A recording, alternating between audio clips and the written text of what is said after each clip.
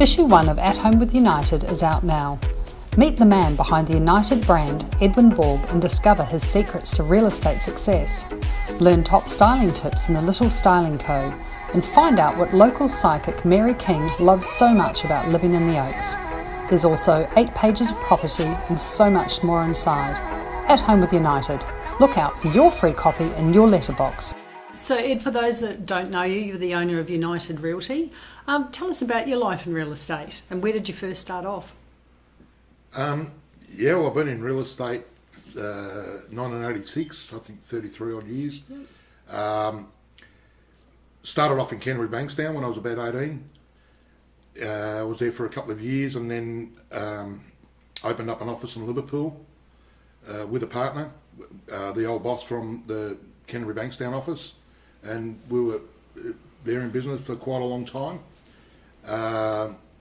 And then the partnership changed and I went into partnership with my brother. Eventually sold the office to my brother and moved out to Bringelly. We opened up the office out at Bringelly and been there ever since. Okay, so how old were you when you first started your own business? I think 21. Okay, that would have been a pretty bold move. Yeah, it was really. Yeah. What was it like in those early days? Actually, it might have been just before I was 21, it was a bit stressful. Yeah. I think I was the second youngest in the office at the time. But it was good, the staff were good and everyone was supportive and that. Good fun, had a lot of fun. And still doing it, obviously, having a lot of fun. Yeah. It's got to be fun or I wouldn't be doing it. Yeah. So what drives you to be the best in the business, particularly in this area with so much growth going on? Yeah, I suppose I think everyone wants to be, up at the top of their game in anything they do. Yeah. Most people. You're dealing with a lot of people, a lot of them are locals. You want to hold your head high, you're bumping into them in shopping centres and wherever you go. You want to do the right thing by people, do the best job you can, get the best result you can. And, you get a lot of referral work. You see the people at schools and different functions and all that. And, you want to be able to hold your head high. Absolutely. So what are the values that you enjoy and hold dear to you about having a family-owned business? Because you've got a few family members actually in your business as well. I've got 2 daughters, my wife Megan, they both actively work in the business, my sister Joanne, my brother Joe, we work together as well. It's good. It's good having the family involved. The rest of the staff are all like family as well. You see them every day of the week almost, or if you don't see them, you definitely talk to them. Everyone gets along good. It's a good, happy atmosphere. Which is very important. Yeah. So tell us about your life kind of growing up and when did you get your first interest in real estate? I know you said you bought your first business when you were 21, but what kind of sparked that interest? Well, I was actually a mechanic by trade and my back used to play up, and I did have an interest in property, but not really an interest in getting into real estate as such. But with my back the way it was and doing mechanical work constantly, bending over bonnets and under cars and all that, my brother suggested to me, a mate of his had bought a business down in Canterbury Bankstown area and said, my brother suggested go and speak to him about getting a job there. And I went there and said, what's this about a job you've got for me? And he said, geez, you're confident. Anyway, we gave me the job, and after a couple of years we became partners and we worked for a long time. And it went on from there. Okay. Were your parents into real estate at all? No, not really. No. Well, Dad was always at me to buy property rather than spending money on cars and all that. But, he had a few properties here and there, but didn't keep them that long. He didn't have the patience, I think, to put up with tenants and things like that. So no, not really. They weren't really into property. Okay. So what about the first home that you purchased? How much did you pay and where was it? The first property was actually a vacant block of land up at Wanji near Lake Macquarie. How old were you? 18. I think I paid $27,000 for it. Wow. Off memory. I think I sold it was somewhere in the 70s, 76 or something like that. Within a short period of time. And then I'd actually bought a house around the corner as well for, I think it was $49,000 in the same area, and kept that for a little while and sold it for around 100 within a fairly short period of time, and then used the profits on that, and I bought 3 acres in West Hoxton with 2 houses on it and lived there for a fair while. and eventually sold that property. But yeah, bought others. Yeah. So it's how you've kind of gone through your business, like as a buyer and seller yourself, like buying something, holding, seeing the value, selling, moving on. Yeah, Yep. buying and selling. Yeah, a lot of what I've bought, often they've needed renovations and things like that. So I've done a lot of work to the properties, kept a few, sold a few, Yep. and rebought other stuff. Yeah. Okay. Are there any properties that you really wanted that you've ever missed out on? Yeah, there is. Probably one comes to mind. Looked at the property, massive big house built in 1936. It Wow. had servants' quarters. It was a bit of a classic, very rundown. 12 acres, subdividable as well. Yeah. And it wasn't quick enough. Wasn't really in a position to act quick enough. Yeah. Yeah. So it'd be something a bit of a tip then for buyers. Yeah, in the that's market right. at the Get moment. yourself ready before you start looking, I suppose. What about buyer's remorse? Have you ever gone through buyer's remorse over the years? Yeah, I have. I think often people do. Often you buy something and you think, gee, did I pay too much for that? Or, I think I, outbidded myself kind of thing. But one thing, on a few occasions I've bought at auction. I suppose one thing that's comforting is normally if you're the highest bidder, someone else has got you to that highest bid. Yeah. So it's probably comforting to know that there's other people around that were in the room that would have paid very close to what you've just paid for it. True. So that's comforting. Sometimes you think, I paid too much for it, but what's dear today is cheap tomorrow.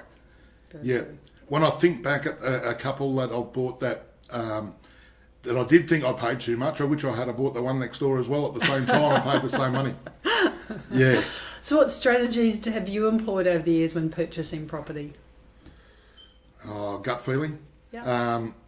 Gut feeling. I don't think you'll ever get a property that ticks all the boxes. I think you've got to look at something. If it ticks 8 out of 10 boxes, it's probably not a bad statistic. You can always change things along the way, or I'm probably a glutton for punishment, buying stuff that needs work or something. Probably buy myself more of a project than something that's 100% finished. But at least that way you can get it to exactly the way you want it. Yeah. Finish it off the way you want it and all that. Yeah. So if I suppose position is a big thing. Position, future potential, return as well, depending what you're buying the property for. But return is a big thing. How, if you've got to re-rent it, how easy it would be. Sometimes people buy in an area that it relies solely on a certain industry, and then if that industry happens to close up in an area, so that all the tenants go and the property becomes worthless or goes down a lot in value, or it sits there vacant for a long time, I think you've got to look at how easy you can re-rent the property and all that as well. Okay. If it becomes vacant, and capital gain. Yeah. Absolutely. You've been living and working in the Macarthur area for how many years now? Living in Macarthur area, it'd be 13 years in Macarthur. Yep. We're at Denham Court before that. Although we spend a lot of our time in Macarthur anyway, and that's what sort of brought us over this way. So what's the big draw card to the area? What do you love about the area so much? I think it's a very nice area. It's not too crowded. People are good. Really good community. You go, into Camden or Narellan, you bump into a lot of people there, and everyone's friendly, and the shopkeepers and that are all friendly. Yeah. Whereas in other areas, it's just not like that. So I like it. I think it's good. I think it's a great area to live. Absolutely. Favourite eateries in the area? In Camden, Salute Trattoria. In Camden, often go there. Squeeze and Grind as well. Yeah. Barren's, Enzo's, there's a few. Yeah. You frequent a few, enjoy it. Yeah. That's great. So aside from obviously family and real estate, which is much of your life, what your other passion is race cars? You want to tell us about that? Yeah, I've had a passion for race cars for a long time.